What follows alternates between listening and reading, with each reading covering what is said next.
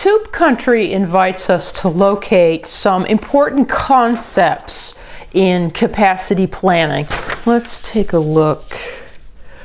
Tube Country rents circular rubber rafts that its customers use to float down the Ichetucknee River. Tube Country owns a fleet of, speaking of capacity, owns a fleet of 200 rafts, each of which is returned on the same day it's rented, and each raft can only be rented once during a business day. All right, good to know. Rough water along the Ichetucknee River often causes rafts to become scratched and leak air, so the staff of Tube Country is constantly repairing rafts for the next rental. As a result, Tube Country estimates that 5% of its rental fleet is unavailable at any given time.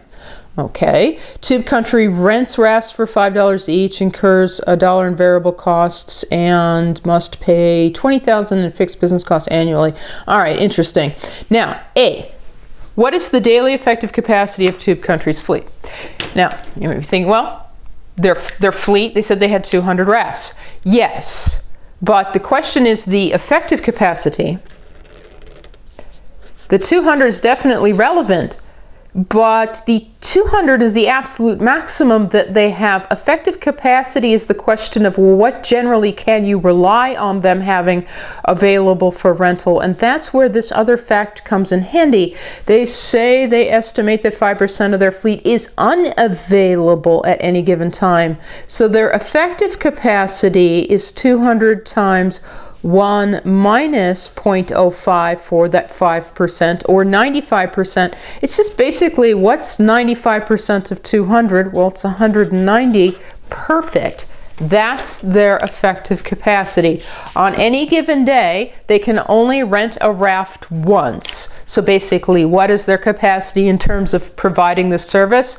Well, basically, you can rely on them being able to do that 190 times in a given day. Okay. The issue of rough water creating the need for continual repair can be best described as what? Vocabulary.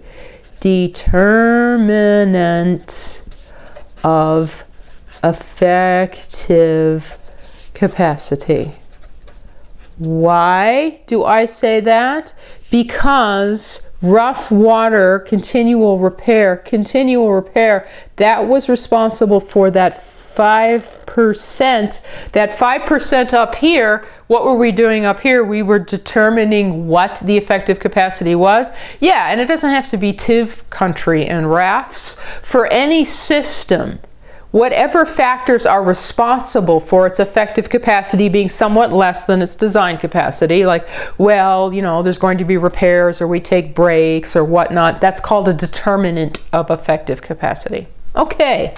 Last part on this page.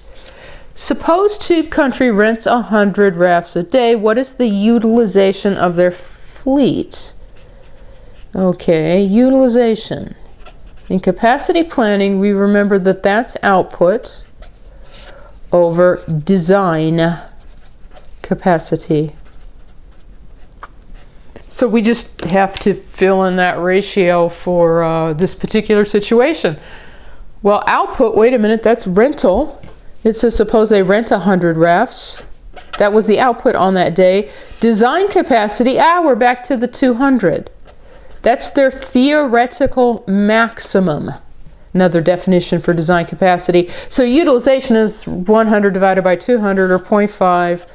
or essentially 50%. If they rent 100 rafts on a given day, we say that the fleet is 50% utilized.